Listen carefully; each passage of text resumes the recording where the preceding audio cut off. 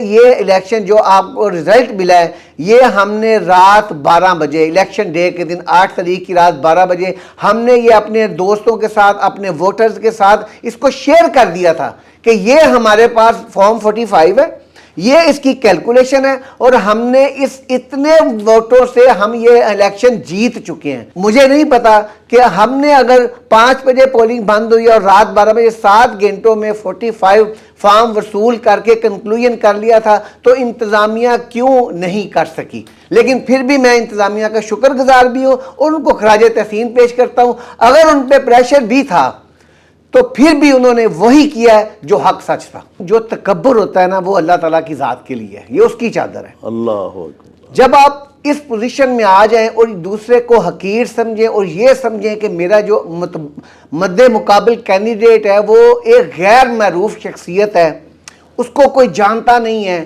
اور وہ کیا میرا مقابلہ کرے گا، آپ نجی محفل میں اس کا مذاق اڑائیں تو پھر میرا اللہ تو بیٹھا ہے جو اس کو دیکھتا ہے۔ اللہ تو یہ سمجھ لیں کہ ان کو ان کا تکبر اور اللہ کے فضل سے ہماری اچھی نیت اور محنت رنگ لے آئی اور اللہ تعالیٰ نے ہمیں اس الیکشن میں فتح یاب کیا اور سرخرو کیا۔ میں اللہ کا شکر ادا کرتا ہوں۔ زبردست۔ کوئی سوسائٹی کا الیکشن ہو تو اس گھر سے وہاں پہ مداخلت ہوتی ہے، اگر کوئی کلاس مارکیٹ کا بورڈ کا الیکشن ہے وہاں پہ ان کے گھر بیٹھ کے نامینیٹ کیے جاتے ہیں بندے۔ ہماری برادری ہے شیخ برادری، ہماری برادری شیخ برادری کے فیصلے شیخ برادری کو آپس میں ڈیوائیڈ کرنے والا یہ گھر ہے۔ جب آپ بلا وجہ لوگوں کے گھروں میں گھسیں گے تو پھر الٹیمیٹ آپ کو اس کا جو ریونج ہوگا وہ اسی طرح لوگ نکال سکتے ہیں کسی پاورفل بندے کے مقابلے پہ۔ لیکن میں اللہ کا شکر ادا کرتا ہوں کہ ہماری قوم جاگ چکی ہے، اس میں شعور آ چکا ہے، یوتھ جو ہے پڑھی لکھی ہے، وہ اچھے برے کی تمیز کرنا شروع ہو گئے ہیں۔ انہوں نے یہ سمجھا ہے کہ میں ہلکے کی ضرورت ہوں۔ آج ان کو محسوس ہوگا کہ نہیں، ہلکا میری ضرورت ہے۔ جب ایک بندہ الیکٹ ہو کے 60 مہینے کے لیے الیکٹ ہو، 58 منتھ 58 مہینے اسلام آباد گزارے، کسی سے ملے نا، اور 2 ماہ کے لیے الیکشن کمپین کے لیے آ جائے اور یہ سمجھے کہ میں نے اپنے حلقے کا حق ادا کر دیا، تو یہ اب لوگ اس طرح حق ادا نہیں سمجھتے ہوا ہے۔ بین عارف جٹ صاحب کو ایک سنگل جلسہ نہیں کرنے دیا گیا، کارنر میٹنگ بھی چھپ کے کرنی پڑی۔ ہم لوگوں سے رابطہ کرتے تھے، لوگ کہتے تھے یہ ہاتھ جڑے ہیں ہمارے، ہم آپ کو لسٹ دیتے ہیں کہ اتنے 100 ووٹ ہمارا آپ کی ہوگا، لیکن ہمیں ایکسپوز نہ کریں، ہمارے لیے پریشانی ہوگی۔ مجھے بتائیں یہ 35 سال سے برسرے اقتدار ہیں، کون سی منسٹری انہوں نے انجوائے نہیں کی؟ مجھے بتائیں ہمیں ہیلتھ کے لیے اور ایجوکیشن کے لیے کیا ہے گجرانوالہ میں؟ نہ ہمارے پاس کوئی اچھی یونیورسٹی ہے، ہمارے بچے یہاں پہ برسوں کے اوپر لٹک کے صبح 8 بجے روڈوں کے اوپر کھڑے ہو کے گجرات جا رہے ہیں، نروال جا رہے ہیں، سیالکوٹ جا رہے ہیں۔ آپ یقین کریں سینکڑوں لوگ راستے میں لاہور کے راستوں میں جان اپنی گوا بیٹھتے ہیں، پہنچتے پہنچتے ہاسپٹل۔ ہمارے پاس ہیلتھ کا کوئی نظام ہی نہیں ہے۔ 5 لاکھ کی آبادی تھی جب ہمارا یہ ہیڈ کوارٹر بنا تھا ہاسپٹل، آج ہماری 60 لاکھ کی آبادی ہے اور وہی ایک ہاسپٹل کام کر رہا ہے۔ پورے ہاتھ سے تو ہاتھ نہیں ملاتے اپنے حلقے کے لوگوں کے ساتھ، تو انہوں نے کیا لوگوں سے ایکسپیکٹ کرنا تھا؟ اب وہ نہ ڈاکٹر صاحب دور نکل گیا، اب آپ کو سرو بھی کرنا پڑے گا، اور آپ کو کہتے ہیں نا کہ آپ ان کے خادم ہیں، اب حقیقت میں خادم بن کے ان کے ووٹ لینے پڑیں گے۔ ہمارے قائد عمران خان صاحب نے، ان کے پاس چوائس تھی، ان کی بہن تھی، وہ اس کو لیڈ کر سکتی تھی، بڑے اچھے طریقے سے کر سکتی تھی۔ بیٹے تو چلو انگلینڈ میں ہے، وہ ان کی فیملی ادھر ہے، لیکن یہ کر سکتی تھی، لیکن انہوں نے ایسا نہیں کیا۔ ان کے بھانجے تھے، ان کے بہنوئی تھے، اور فیملی میں بہت سارے لوگ ہوتے ہیں، لیکن ایسا کوئی انہوں نے ایسا نہیں، جو انہوں نے کہا وہ انہوں نے کر کے دکھایا۔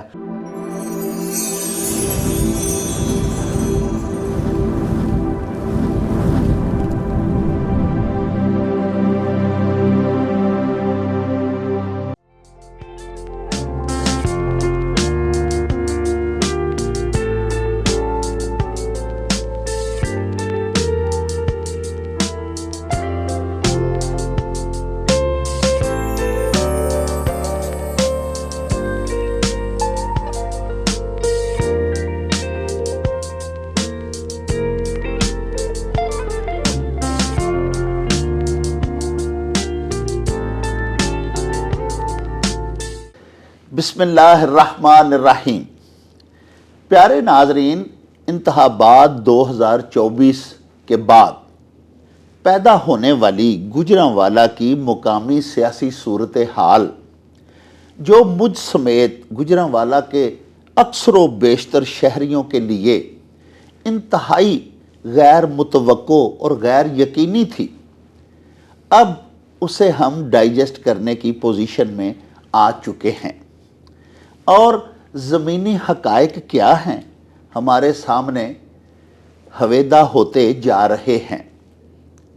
پیارے ناظرین، گجرانوالہ میں جو سیاسی بھونچال آیا، جس میں کہ پاکستان تحریک انصاف کے بہت زیادہ عوامی نمائندگان، ممبران اسمبلی، قومی اسمبلی اور صوبائی اسمبلی کو گجرانوالہ کے شہریوں نے منتخب کیا، اور اس شہر کو جو کہ نواز لیگ کا قلعہ اور گڑھ کہلاتا تھا، اس پہ ایسی کاری ضرب لگائی اپنے حق کے رائے دہی کی وساطت سے کہ گجرانوالہ کے 5 قومی اسمبلی کے ممبران میں سے 3 پی ٹی آئی کے منتخب ہو چکے ہیں، اور گجرانوالہ کے 12 صوبائی اسمبلی کے ممبران میں سے 6 ممبران جو ہیں وہ تحریک انصاف کے منتخب ہو چکے ہیں۔ یہ صورتحال گجرانوالہ میں کیسے پیدا ہوئی، اور گجرانوالہ کے سیاسی حوالے سے یہ جو اس قدر بڑی تبدیلی آئی ہے شہر میں، اس کی وجوہات اور اس کے اسباب کیا ہیں، اس کا جواب لینے کے لیے ہم نے رابطہ کیا گجرانوالہ کے ممتاز صنعت کار، گجرانوالہ جم خانہ کلب کے جنرل سیکرٹری ہیں، گجرانوالہ چیمبر آف کامرس میں بزنس گروپ کے قائد ہیں، اور ہمارے واسا اور جی ڈی اے کے سابق چیئرمین بھی رہ چکے ہیں جناب شیخ عامر رحمان۔ سیاسی حوالے سے کافی بصیرت رکھتے ہیں۔ ہم نے ان سے رابطہ کیا اور ان سے وقت لیا، انہوں نے شفقت کی اور ہمیں وقت دیا ہے، تو آج ہم آپ کو ساتھ لے کے ان کے ہاں آئے ہوئے ہیں۔ آئیے آپ کو ان سے ملواتے ہیں، اور یہ جو سوالات مجھ سمیت آپ سب کے اذہان میں اٹھ رہے ہیں، ان کے جوابات شیخ عامر رحمان صاحب سے لیتے ہیں۔ السلام علیکم جناب شیخ صاحب۔ وعلیکم السلام، بہت شکریہ ڈاکٹر صاحب، ویلکم۔ حضور گزارش یہ ہے کہ یہ ماشاءاللہ ہم نے دیکھا جو کم از کم گجرانوالہ شہر جو ہے والڈ سٹی کے اندر ہم اگر آ جاتے ہیں تو اس میں ہم نے دیکھا کہ ہمارے گجرانوالہ کے ایک بڑے نامور، بڑے معروف، بڑے آزمودہ کار پارلیمنٹیرین جناب خرم دستگیر خان صاحب، جن کے والد گرامی بھی وفاقی وزیر رہے، اور وہ خود بھی کئی وزارتیں جو ہیں ان کے قلمدان ان کے پاس رہے ہیں، نواز لیگ کے ایک بڑے مضبوط کینڈیڈیٹ تھے، گجرانوالہ سے بڑے قادور کینڈیڈیٹ تھے۔ وہ ایک بالکل مبتدی اور بالکل نو آموز ایک بچے، بلکہ یہ جو بچہ ان کے مقابل جو فاتح ٹھہرا ہے، میں تو یہ کہوں گا کہ ان کے بچوں کی عمر کا ہے۔ تو یہ کیسے سب کچھ ہوا؟ میں یہ سوال آپ سے اس لیے پوچھ رہا ہوں کہ ہمیں یہ پتہ ہے، ہمارے علم میں ہے کہ یہ جو اس کی فتح ہے اس کے پیچھے آپ کا بہت بڑا کردار ہے۔ الحمدللہ۔ مبین عارف جٹ جو ہمارے حلقہ NA 78 سے MNA منتخب ہوئے ہیں، اہل گجرانوالہ نے ان کو منتخب کیا ہے، ان کا انتخاب کیا ہے، ان کا ٹوٹل جو انتخاب ہے وہ تو آپ نے لڑا ہے، کیونکہ آپ ماشاءاللہ تجربہ کار تھے۔ وہ بچہ جو ہے فارن کوالیفائیڈ ہے، اعلیٰ تعلیم یافتہ ہے، لیکن اس کا کوئی سیاسی بیک گراؤنڈ نہیں تھا، اس کا کوئی ایسا تجربہ نہیں تھا، تو وہ آپ نے وہ کون سے داؤ پیچ استعمال کیے، اور وہ کیا حالات تھے کہ آپ نے اس قدر بڑا جو ہے وہ بت گرا دیا؟ بسم اللہ الرحمن الرحیم، بہت شکریہ آپ کا۔ سب سے پہلے تو میں NA 78 اور پورے گجرانوالہ ڈسٹرکٹ اور پورا پنجاب، پھر پورے پاکستان کے جتنے انڈیپینڈنٹ لوگ الیکٹ ہوئے ہیں، منتخب ہوئے، ان کو مبارکباد پیش کرتا ہوں اور ان کے ووٹرز کو خراج تحسین پیش کرتا ہوں، جنہوں نے اس حالات میں، اس پریشر میں باہر نکل کر اپنا حق رائے استعمال کیا اور لوگوں کو منتخب کیا۔ واہ۔ دوسری بات جیسے آپ نے کہی ہے وَتُعِزُّ مَن تَشَاءُ وَتُذِلُّ مَن تَشَاءُ، یہ میرے اللہ کے فیصلے ہیں۔ بچہ ہو، بڑا ہو، بزرگ ہو، جس کو اللہ نے عزت دینی ہے اس کو اللہ تعالیٰ نے عزت دے دینی ہے۔ جی۔ پھر آپ نے کہا کہ اتنا بڑا وفاقی وزیر کئی دفعہ رہ چکے، ان کے والد رہ چکے، لیکن جو تکبر ہوتا ہے نا وہ اللہ تعالیٰ کی ذات کے لیے ہے، یہ اس کی چادر ہے۔ اللہ اکبر۔ جب آپ اس پوزیشن میں آ جائیں اور دوسرے کو حقیر سمجھیں اور یہ سمجھیں کہ میرا جو مد مقابل کینڈیڈیٹ ہے وہ ایک غیر معروف شخصیت ہے، اس کو کوئی جانتا نہیں ہے اور وہ کیا میرا مقابلہ کرے گا، آپ نجی محفل میں اس کا مذاق اڑائیں، تو پھر میرا اللہ تو بیٹھا ہے جو اس کو دیکھتا ہے۔ اللہ تو یہ سمجھ لیں کہ ان کو ان کا تکبر اور اللہ کے فضل سے ہماری اچھی نیت اور محنت رنگ لے آئی اور اللہ تعالیٰ نے ہمیں اس الیکشن میں فتح یاب کیا اور سرخرو کیا۔ میں اللہ کا شکر ادا کرتا ہوں۔ زبردست، بڑی خوب بات کی پیارے ناظرین۔ ہمارے شیخ عامر رحمان صاحب نے، کسی نے خوب کہا ہے کہ غرور اور تکبر تیری چیز ہے، رہی عاجزی وہ میری چیز ہے، عمر بھر نہ سجدہ کیا غیر کو کہ تیرے سوا جو ہے نا چیز ہے۔ آپ دیکھیں کہ گجرانوالہ میں جو ایک دو نواز لیگ کے قومی اسمبلی کے ایم این ایز منتخب ہوئے ہیں، ان کی شخصیت کا طرۂ امتیاز ہی ان کی عاجزی ہے۔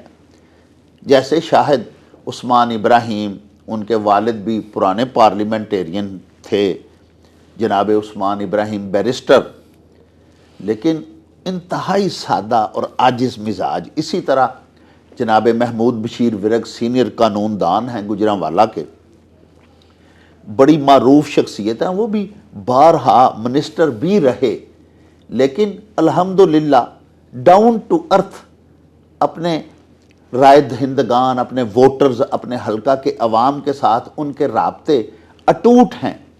لیکن یہاں حلقہ NA-78 میں ایسا واقعی نہیں تھا۔ اگر کسی سائل کو، کسی ووٹر کو، کسی رائے دہندہ کو ملنے کے لیے جانے کا اتفاق ہوتا تو وہ خرم دستگیر خان صاحب کی جب کوٹھی پہ حاضری دیتا تو اکثر و بیشتر اسے جواب ہی دیا جاتا، ملوایا ہی نہیں جاتا تھا، اور اگر ملوایا بھی جاتا تھا تو پھر وہ، مجھے ایک شعر یاد آ رہا ہے، تو کہا جاتا تھا کہ وہ اپنے عاشقوں کو شربت دیدار دیتے ہیں مگر مصروف ہیں، اتوار کی اتوار دیتے ہیں۔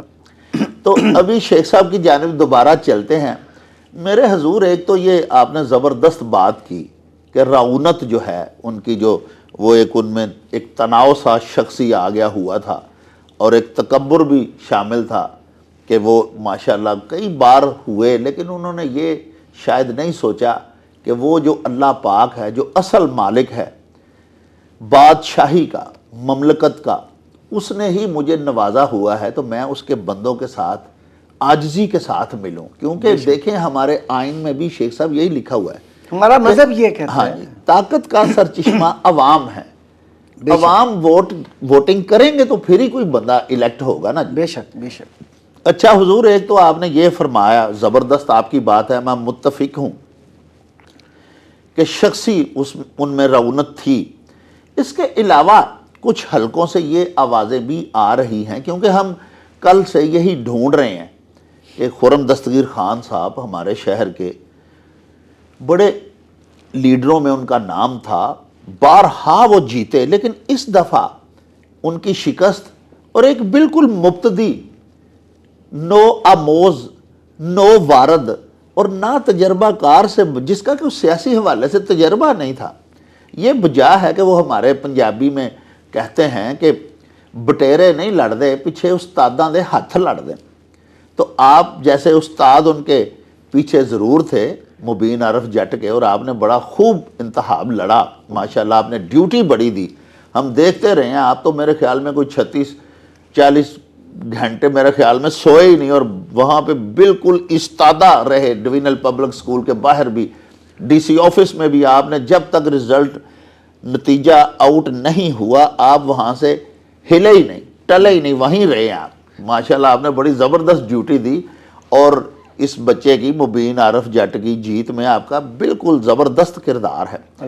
لیکن مزید ہمیں یہ بتائیں کہ کچھ حلقوں سے ہمیں یہ بھی پتہ چلا ہے کہ گجرانوالہ میں اپنے حلقے میں عوامی نمائندے کی حیثیت سے تو خرم دستگیر خان میں انتخاب کچھ مزید آپ کو اس میں ایڈ کر دیتا ہوں، میں ایڈ کر دیتا ہوں اس میں ان کی ناکامی کی وجہ آپ ڈھونڈ رہے ہیں سر۔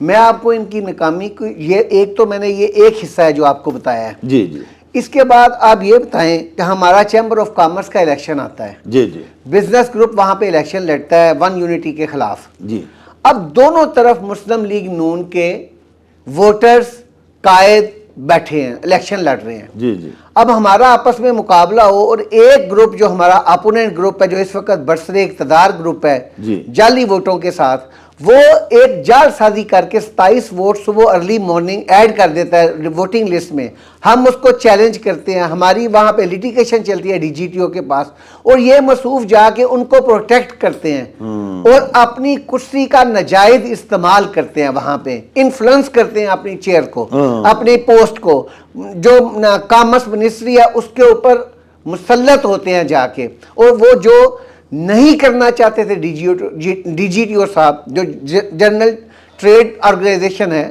جو اس کے ڈی جی ہیں، ان کو زبردستی اپنے لکھے ہوئے فیصلے کو منوان اس کو کہتے ہیں کہ یہ ایشو کرو۔ تو پھر جب آپ ایک گروپ کے ساتھ چلیں گے اور اپنے ہی ساتھی جب آپ کے دوسرے گروپ میں بیٹھے ہوں گے تو پھر وہ تو نالا ہوں گے، وہ اپنا غصہ کیسے ایک منسٹر کے خلاف نکال سکتے ہیں جب ٹائم انتظار کرتا ہے نا سارے، جب ٹائم آیا انہوں نے نکالا۔ اب آپ دیکھیں کوئی سوسائٹی کا الیکشن ہو تو اس گھر سے وہاں پہ مداخلت ہوتی ہے، اگر کوئی کلاس مارکیٹ کا بورڈ کا الیکشن ہے وہاں پہ ان کے گھر بیٹھ کے نامینیٹ کیے جاتے ہیں بندے۔ ہماری برادری ہے شیخ برادری، ہماری برادری شیخ برادری کے فیصلے شیخ برادری کو آپس میں ڈیوائیڈ کرنے والا یہ گھر ہے۔ انہوں نے ایک ہمارا جو شیخ برادری کا ایک جو آدمی ہے اس کو اٹھایا ہوا ہے اور اس کے تھرو ہمارے ہاسپٹل میں مداخلت ان کی رہتی ہے شیخ برادری کی، جناح ہاسپٹل میں یہ مداخلت کرتے ہیں، لڑائیاں وہاں پہ ہوتی ہیں، ہماری کوئی بھی پرابلم آتی ہے برادری میں اس کے پیچھے جب دیکھتے ہیں تو وہ سرا ان کے گھر سے نکلتا ہے۔ جب آپ بلا وجہ لوگوں کے گھروں میں گھسیں گے تو پھر الٹیمیٹ آپ کو اس کا جو ریونج ہوگا وہ اسی طرح لوگ نکال سکتے ہیں کسی پاورفل بندے کے مقابلے پہ۔ اب جب ٹائم آیا لوگ، اب ہم نے کیا کیا، ہم نے ان کو ایکسپوز کیا۔ ہم نے کیا کرنا تھا، ہم نے لوگوں کو بتایا ان کا فیل کہ یہ یہاں پہ یہ انٹرپٹ کر رہے ہیں، یہاں پہ یہ کچھ کر رہے ہیں۔ ہمارا کام تھا لوگوں کو بتانا، لیکن میں اللہ کا شکر ادا کرتا ہوں کہ ہماری قوم جاگ چکی ہے، اس میں شعور آ چکا ہے، یوتھ جو ہے پڑھی لکھی ہے، وہ اچھے برے کی تمیز کرنا شروع ہو گئے ہیں۔ اب وہ جو 35 سال 20 سال 25 سال پرانی سیاست تھی وہ اب نہیں چل سکتی ہے، اب آپ کو سرو کرنا پڑے گا، لوگوں سے جا کے ملنا پڑے گا، ان کی پرابلم حل کرنی پڑے گی، بیریئرز آپ کو جو اپنے گھر کے اندر سے اندر لگائے ہیں وہ ہٹانے پڑیں گے۔ آپ کو اگر آپ نے پبلک کی سیاست کرنی ہے تو پبلک میں بیٹھ کے کرنی پڑے گی، اسلام آباد بیٹھ کے نہیں کرنی پڑے گی۔ انہوں نے یہ سمجھا ہے کہ میں حلقے کی ضرورت ہوں، آج ان کو محسوس ہوگا کہ نہیں حلقہ میری ضرورت ہے۔ جب ایک بندہ الیکٹ ہو کے 60 مہینے کے لیے الیکٹ ہو، 58 منتھ 58 مہینے اسلام آباد گزارے، کسی سے ملے نا، اور 2 ماہ کے لیے الیکشن کمپین کے لیے آ جائے اور یہ سمجھے کہ میں نے اپنے حلقے کا حق ادا کر دیا، تو یہ اب لوگ اس طرح حق ادا نہیں سمجھتے ہوا ہے۔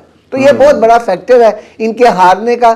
2 میں نے آپ کو فیکٹر بتا دیے جو بیسک۔ تیسرا جو فیکٹر ہے، جس طرح الیکشن سے پہلے پریشرائز کیا گیا لوگوں کو اٹھایا گیا، کمپین نہیں، مبین عارف جٹ صاحب کو ایک سنگل جلسہ نہیں کرنے دیا گیا، کارنر میٹنگ بھی چھپ کے کرنی پڑی۔ ہم لوگوں سے رابطہ کرتے تھے، لوگ کہتے تھے یہ ہاتھ جڑے ہیں ہمارے ہم آپ کو لسٹ دیتے ہیں کہ اتنے 100 ووٹ ہمارا آپ کی ہوگا، لیکن ہمیں ایکسپوز نہ کرے، ہمارے لیے پریشانی ہوگی۔ ان کے پیچھے بھی یہی گھر تھا، انہوں نے ہر طرح کی کوشش کی ہمیں پریشرائز کرانے کی۔ ہم نے 1 ماہ کی ہماری کمپین تھی یا 20-25 دن کی، ہمیں پتا ہے کہ ہم نے کس طرح کمپین کیا اور کس پریشر سے کمپین کیا، اس کا بھی لوگوں نے ریونج نکالا ہے۔ یہ بہت ملٹیپل ریزنز ہیں جس کی وجہ سے اللہ نے ہمیں الحمدللہ فتح یاب کیا ہے۔ جی اچھا شیخ صاحب، ایک بات ضرور یہ بتائیں، ویسے تو میں سلام پیش کرتا ہوں گجرانوالہ کے کمشنر کو اور ڈی سی کو، لیکن آپ دیکھیں نا کہ پورے پاکستان میں میرے خیال میں سب سے تاخیر کے ساتھ جو رزلٹ آؤٹ ہوا ہے وہ گجرانوالہ کا تھا، اور اسی کانسٹیچوئنسی کا ایک آدھ اور تھی ساتھ میں، تو یہ پریشرائز کرتے رہے، حالانکہ واضح فرق تھا۔ خرم دستگیر خان کے 88,308 ووٹ تھے، جبکہ ان کے مقابل جو مبین عارف جٹ، یہ جو نوجوان ہے پی ٹی آئی کا، یا آزاد جو جیتا ہے، اس کے 1,06,000 اور سمتھنگ تھے۔ لیکن اس قدر ڈیلے جو ہوا، اناؤنس نہیں ہو رہا تھا رزلٹ، اس کی وجہ کیا تھی؟ دیکھیں وجہ تو آپ کو بھی پتہ ہے، مجھے بھی پتہ ہے کہ کیا وجہات تھی، لیکن اس کے باوجود میں لوکل انتظامیہ کو، کمشنر صاحب کو، ہمارے ڈپٹی کمشنر فیاض موہل صاحب جو ہمارے ڈی آر او بھی تھے، اس کے بعد جو ہمارے آر او تھے مطاہر بٹو صاحب، میں ان کو خراج تحسین پیش کرتا ہوں کہ انہوں نے، مجھے نہیں پتا کتنا پریشر تھا، کیا تھا، لیکن انہوں نے حق سچ کے ساتھ اپنے جو رزلٹ تھا اس کو منوان انہوں نے وہی ریلیز کیا ہے۔ 1 ووٹ کا فرق نہیں پڑا۔ جو میں آپ کو بتاؤں کہ الیکشن ڈے کے دن جب رزلٹس آ رہے تھے تو میں سوشل میڈیا پہ اس کو اپڈیٹ کر رہا تھا، اپنے ویب سائٹ پہ، اپنے فیس بک پہ، آئی ڈی پہ، ڈیفرنٹ جگہ پہ، اور ہم نے یہ الیکشن جو آپ کو رزلٹ ملا ہے، یہ ہم نے رات 12 بجے، الیکشن ڈے کے دن 8 تاریخ کی رات 12 بجے ہم نے یہ اپنے دوستوں کے ساتھ، اپنے ووٹرز کے ساتھ اس کو شیئر کر دیا تھا کہ یہ ہمارے پاس فارم 45 ہے، یہ اس کی کیلکولیشن ہے، اور ہم نے اس اتنے ووٹوں سے ہم یہ الیکشن جیت چکے ہیں۔ لیکن مجھے نہیں پتا کہ ہم نے اگر 5 بجے پولنگ بند ہوئی اور رات 12 بجے 7 گھنٹوں میں 45 فارم وصول کر کے کنکلوژن کر لیا تھا تو انتظامیہ کیوں نہیں کر سکی۔ لیکن پھر بھی میں انتظامیہ کا شکر گزار بھی ہوں اور ان کو خراج تحسین پیش کرتا ہوں۔ اگر ان پہ پریشر بھی تھا تو پھر بھی انہوں نے وہی کیا ہے جو حق سچ تھا۔ سر انہوں نے دیکھے نا کہ رات 12 بجے تک آپ فرما رہے ہیں کہ تمام فارم 45 آ چکے تھے، لیکن اگلے دن رات تک انہوں نے پریشر سہا، برداشت کیا اور ریلیز کیا، اور جو حق تھا اس کے ساتھ ہی کھڑے رہے۔ بالکل، ہم ان کو یہ کریڈٹ تو جاتا ہے۔ جی بالکل بالکل، میں ان کا شکر گزار بھی، ان کو خراج تحسین پیش کرتا ہوں۔ جس طرح انہوں نے ویسے بھی پورا سال اس ٹیم نے جتنا گجرانوالہ کے لیے کام کیا، اس کی مثال ہی نہیں آپ کو ملتی۔ جو کوئی بھی سیاستدان سمیت ہمارا جو سابقہ وفاقی وزیر تھے، ان سمیت جو چیزیں نہیں کر سکے، جو ہمارا اپوننٹ پر سر اقتدار گروپ ہے چیمبر آف کامرس میں، جو 5 سال سے ہاتھ اٹھا کہہ رہا میں نے موٹر وے لے آیا، موٹر وے لے آیا، لیکن وہ کچھ نہیں کر سکے۔ جو اس انتظامیہ نے اور اس چیف منسٹر نے، جو ہمارے وزیر اعلیٰ، نگران وزیر اعلیٰ تھے، اور جیسے چیف سیکرٹری صاحب تھے، جس طرح اس ٹیم نے 1 سال میں گجرانوالہ کے لیے کام کیا، اس کی مثال نہیں ملتی۔ ان سب کو میں خراج تحسین پیش کرتا ہوں اور ان کا تہہ دل سے شکریہ ادا کرتا ہوں۔ اچھا، ابھی یہاں یہ جو آپ نے ابھی بات بتائی ہے کہ جو ترقیاتی کام موجودہ ہماری انتظامیہ ڈوینل اور ڈسٹرکٹ نے کی ہے اور ہمارے چیف منسٹر نے، یہی سوال بھی میں آپ سے پوچھنا چاہ رہا تھا کہ کیا خرم دستگیر خان کی شکست کا ایک بڑا سبب یہ نہیں کہ بارہا تابڑ توڑ ایم این اے بننے کے باوجود یہ اپنے گجرانوالہ شہر کے لیے بنیادی ضروریات تک نہیں لا سکے؟ دیکھیں میں آپ کی بات کو سیکنڈ کرتے ہوئے آگے بڑھاتا ہوں۔ جی، مجھے بتائیں، میرے بیٹے ہیں، 2 بیٹے ہیں ماشاءاللہ میرے، الحمدللہ۔ ان کو پڑھنے کے لیے مجھے پہلے لاہور بھیجنا پڑا، جی، اس کے بعد ان کو نہ پڑھنے کے لیے مجھے انگلینڈ UK بھیجنا پڑا ان کو۔ مجھے بتائیں، یہ 35 سال سے برسر اقتدار ہیں، کون سی منسٹری انہوں نے انجوائے نہیں کی؟ مجھے بتائیں، ہمیں ہیلتھ کے لیے اور ایجوکیشن کے لیے کیا ہے گجرانوالہ میں؟ نہ ہمارے پاس کوئی اچھی یونیورسٹی ہے۔ ہمارے بچے یہاں پہ برسوں کے اوپر لٹک کے صبح 8 بجے روڈوں کے اوپر کھڑے ہو کے گجرات جا رہے ہیں، نروال جا رہے ہیں، سیالکوٹ جا رہے ہیں۔ مطلب کہ ہمارے گجرانوالہ ہیڈ کوارٹر ہے، ڈویژنل ہیڈ کوارٹر ہونے کے باوجود ہمارا گجرات میں سیالکوٹ میں نارووال میں یونیورسٹی ہے اور ہمارے گوجرانوالہ میں، اس کا کون ذمہ دار ہے؟ اس کا سابقہ وفاقی وزیر ذمہ دار ہے. کیوں؟ کیونکہ وہ 2002 سے لے کے آنورڈ وہ ایم این اے ہے، اور منسٹر کون سی منسٹری جو اس نے انجوائے نہیں کی، اور اس کو یہ نہیں پتا کہ میرے شہر میں یونیورسٹی نہیں ہے. اس کے بعد آپ ہیلتھ پہ آ جائیں، کوئی پرابلم ہوتی ہے آپ یقین کریں سینکڑوں لوگ راستے میں، لاہور کے راستوں میں جان اپنی گوا بیٹھتے ہیں پہنچتے پہنچتے ہاسپٹل. ہمارے پاس ہیلتھ کا کوئی نظام ہی نہیں ہے. 5 لاکھ کی آبادی تھی جب ہمارا یہ ہیڈ کوارٹر بنا تھا ہاسپٹل، آج ہماری 60 لاکھ کی آبادی ہے اور وہی ایک ہاسپٹل کام کر رہا ہے، اور اس کا کریڈٹ بھی اب نگران وزیر اعلیٰ کو جاتا ہے جس نے اربوں روپے دیے ہیں اس پروجیکٹ کو دوبارہ سارا بلٹ ہو رہا ہے. اور نہ گوندا والا جو میڈیکل کمپلیکس ہے اس کو بھی اس نے اپ گریڈ کیا ہے. لیکن انہوں نے کیا کیا؟ یہ سارے کام جو 1 سال میں ہماری انتظامیہ اور نگران وزیر اعلیٰ نے کیے ہیں، یہ کام سارے ہمارے جو نہ منسٹر تھے، جو ہمارے یہ نہ سارے پولیٹیکل جتنے بھی یہاں پہ M N A M P یہ ان کے کام تھے کرنے والے. اب یہ بتائیں، ایک منسٹر جو ایم این اے بن جاتا ہے اگر وہ اپنے منسٹری میں کام کر رہا ہے تو اس کا دوسرا کام یہ ہے کہ وہ لیجسلیشن کرے. مجھے بتائیں اس دونوں نے آج تک کون سا قانون انپٹ کیا وہاں پہ جا کے نہ اسمبلی میں؟ ان کا تو کام ہے لیجسلیشن. کون سا ایسا قانون ہے جو انہوں نے پٹ اپ کیا کہ یہ ہونا چاہیے؟ کبھی انہوں نے اس پہ ڈسکس کیا اپنے حلقے کے ساتھ بیٹھ کے کہ بھئی آپ کو کیا پرابلم ہے؟ میرا یہ کام ہے. یہ تو نکلتے ہی نہیں ہے اپنی منسٹری اور اپنے جو ان کا اسلام آباد گھر ہے اس میں یہ نہ انجوائے کرتے ہیں بس جا کے. ان کو حلقے کا پورے ہاتھ سے تو ہاتھ نہیں ملاتے اپنے حلقے کے لوگوں کے ساتھ. تو انہوں نے کیا لوگوں سے ایکسپیکٹ کرنا تھا؟ اب وہ نہ ڈاکٹر صاحب دور نکل گیا، اب آپ کو سرو بھی کرنا پڑے گا. اور آپ کو کہتے ہیں نا کہ آپ ان کے خادم ہیں، اب حقیقت میں خادم بن کے ان کے ووٹ لینے پڑیں گے. اب جو ہماری یوتھ ہے، جو نئے ہماری جنریشن ہے، وہ اپنے رائٹ کو جانتی ہے. جو یوتھ 35 سال سے اوپر کے لوگ ہیں نا، ان کو بھی یوتھ جو سی ہے نا، اب بتاؤ انہوں نے ہمارا نشان سپریڈ کر دیا، کوئی کسی کا کوئی کسی کا.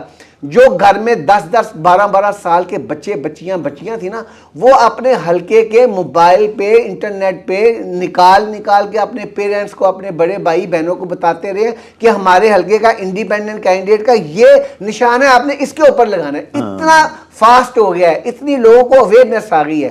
اب وہ اس طرح یہ لوگ سیاست اگر کرتے رہیں گے تو انشاءاللہ تعالیٰ یہ اسی طرح سیاست سے باہر رہیں گے. اچھا آپ مجھے یہ بتائیں کہ یہ جو پبلک ہے جس نے ووٹنگ کی ہے اور جس نے آزاد امیدواران جو کہ پی ٹی آئی کے حمایت یافتہ تھے ان کو منتخب کیا ہے، یہ تھوڑا سا ایک ٹیکنیکل میں سوال آپ سے پوچھنے والا ہوں. وہ یہ کہ مجھے یہ بتائیں کہ جناب عمران خان جو ہیں ان کی پاپولیرٹی، ان کی محبت، ان کی مقبولیت کے ووٹ پڑے ہیں پی ٹی آئی ممبران کو یا آزاد امیدواران کو، یا ہمارے جو مقامی سیاسی نمائندے تھے، عوامی نمائندے تھے، ان کی جو ناقص کارکردگی تھی اور ان کی نفرت تھی، ان کی نفرت کے ووٹ پڑے ہیں؟ یہ دونوں مکس ہے. اچھا. اب نہ آپ اس کو نگلیکٹ کر سکتے ہیں نہ اس کو اگنور کر سکتے ہیں.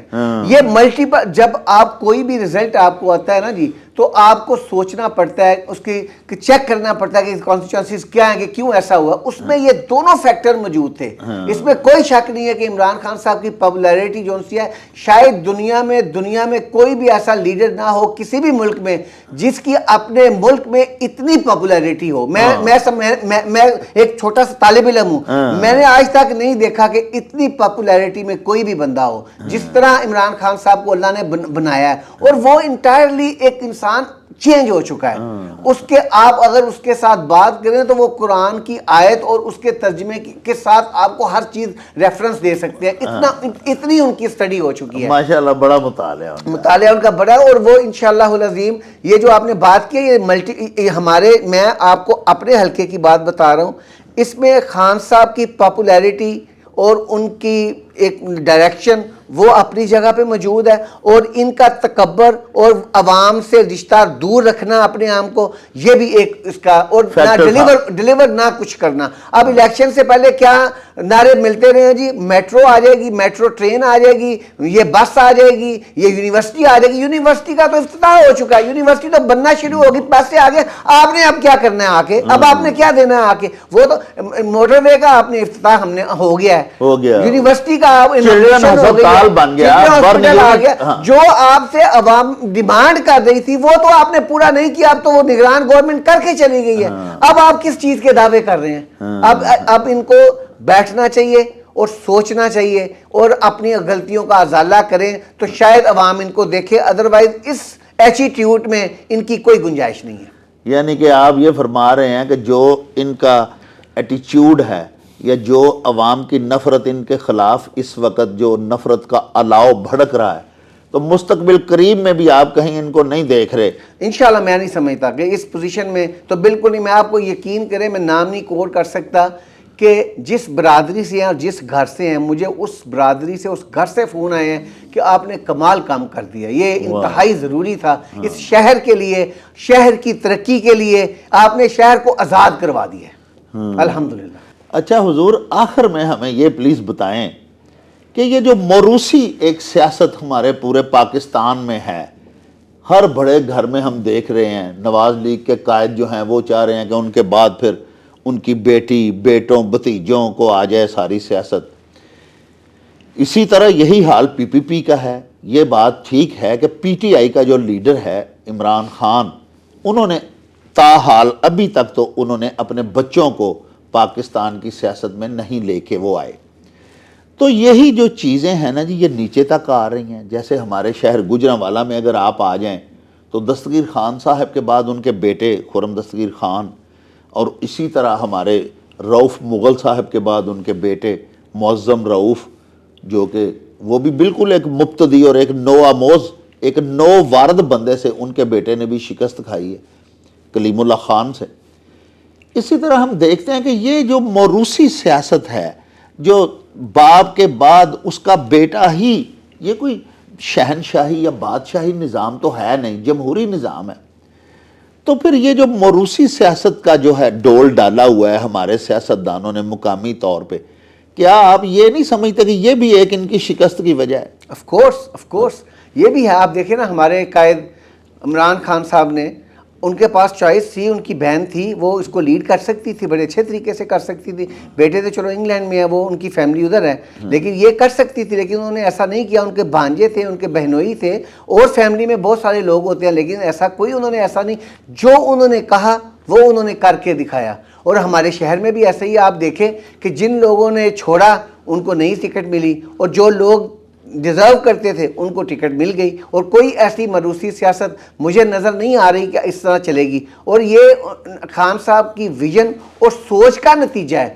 اور اب ان جو پارٹیز ہیں ان کو بھی اس کے اوپر سوچنا پڑے گا، کیونکہ عوام جو ہے اس کا رد عمل جو آیا ہے وہ ملٹیپل ریزن ہے، یہ سارے فیکٹر مکس ہو کے تو اتنا بڑا جو ہے نا جی نہ رزلٹ آیا ہے۔ تو اس کے لیے اب موروثی سیاست کی مزید پاکستان میں یا ہمارے حلقوں میں اب گنجائش نہیں ہے کہ آپ اگر ایم این اے ہے تو آپ کا بیٹا ایم این اے ہے، اگر آپ ایم پی ہیں تو آپ کا بیٹا ایم پی ہے، مطلب کہ اگر ایک کانسٹیچوئنسی میں 3 لاکھ کی ہے تو اس میں اگر ایک باپ ہے تو اس کا بیٹا ہی ڈیزرو کرتا ہے، وہی اہل ہے، کوئی اور فیملی کا بیٹا اہل نہیں ہو سکتا، چاہے جتنا مرضی پڑھا لکھا ہو، جتنا مرضی ٹیلنٹڈ ہو، لیکن اس کو گنجائش نہیں ہے۔ اس لیے یہ چیزوں کو ہمیں سوچنا پڑے گا۔ اگر ہم نے پاکستان کو اوپر لے کے جانا ہے، ہم نے اپنے آپ کو بدلنا ہے، تو پہلے ہمیں اپنے گھر سے اس کی بنیاد رکھنی پڑے گی، ہمیں سیکریفائی کرنا پڑے گا۔ جو right people for right job کے لیے ہمیں اس پیٹرن پہ ہم چلیں گے تو ہی ہمارا پاکستان ترقی کر سکتا ہے، تو ہی ہم اس بھنور سے نکل سکتے ہیں۔ پیارے ناظرین، آپ نے ہمارے شیخ عامر رحمان صاحب کی بڑی بصیرت افروز باتیں سنی۔ انہوں نے بڑی خوبصورتی کے ساتھ وہ تمام اسباب بتائے جو ہمارے لوکل نمائندگان تھے عوامی، ان کی شکست کا سبب بنے۔ پیارے ناظرین، یہ بات انتہائی خوش آئند ہے کہ ہمارا ووٹر جو ہے، پاکستان کا عام شہری، جو نیم خواندہ ہے، جو نا خواندہ ہے، جو ان پڑھ ہے، جو پڑھا ہی نہیں، وہ بھی الحمدللہ اب سیاسی حوالے سے انتہائی سوجھ بوجھ کا حامل ہو چکا ہے۔ ناظرین، میں ایک آپ کو واقعہ سناتا ہوں کہ ہمارے گاؤں میں ایک مسیحی خاندان ہے، ان کا 250 ووٹ ہے، اور ان سب نے جا کے آزاد امیدواران کو ووٹ کاسٹ کیے۔ تو آ کے جب وہ خاتون جو کہ ہمارے گھر میں کام بھی کرتی ہے، اس نے جب آ کے بتایا کہ ہم 250 ووٹ جو ہے وہ ڈال کے آئے ہیں آزاد امیدوار کو، تو میں نے اسے پوچھا، میں نے کہا ماسی ان کا تو کوئی انتخابی نشان ہی نہیں تھا، تو وہ چھوٹتے ہی بولی، اس نے کوئی توقف نہیں کیا، کچھ سوچا نہیں۔ اس نے کہا کیوں نہیں؟ اتنے کلاک دے تھلے پیالہ، ساری دنیا نو پتا، باؤ جی تانوں کیوں نہیں پتا؟ آپ دیکھیں الحمدللہ کس قدر شعور آ چکا ہے ہمارے ووٹر کو، اور ہمارے رائے دہندگان جو ہیں وہ یہ جان چکے ہیں کہ یہ جو ممبران اسمبلی بڑی گاڑیوں میں گھومتے ہیں اور جا کے پارلیمنٹ میں بیٹھتے ہیں، یہ ہمارے ووٹوں کی خیرات سے منتخب کیے جاتے ہیں۔ ہم لوگ انہیں ایم این اے بناتے ہیں جو بعد میں ہمیں ہی الو بنانا شروع کر دیتے ہیں۔ تو پیارے ناظرین، یہ جو ہمارے گوجرانوالہ کی مقامی سیاست میں جو بڑے بڑے برج الٹے، یہ جو سیاسی بھونچال آیا مقامی سطح پر، اس کے اسباب تو ہم نے آپ کی خدمت میں پیش کیے۔ مزید اسی سوال کی کھوج میں ہم رہیں گے، کل انشاءاللہ مزید آپ کی خدمت میں پیش کریں گے کہ گوجرانوالہ جو کہ نواز لیگ کا گڑھ تھا، پی ٹی آئی نے اس کو کیسے فتح کیا ہے، اور اس گوجرانوالہ شہر میں ان کی شکست کے مزید اسباب کیا ہیں۔ اس کے ساتھ ہی ہمیں دیجیے اجازت۔ اللہ حافظ۔ او چل میرے نو چلی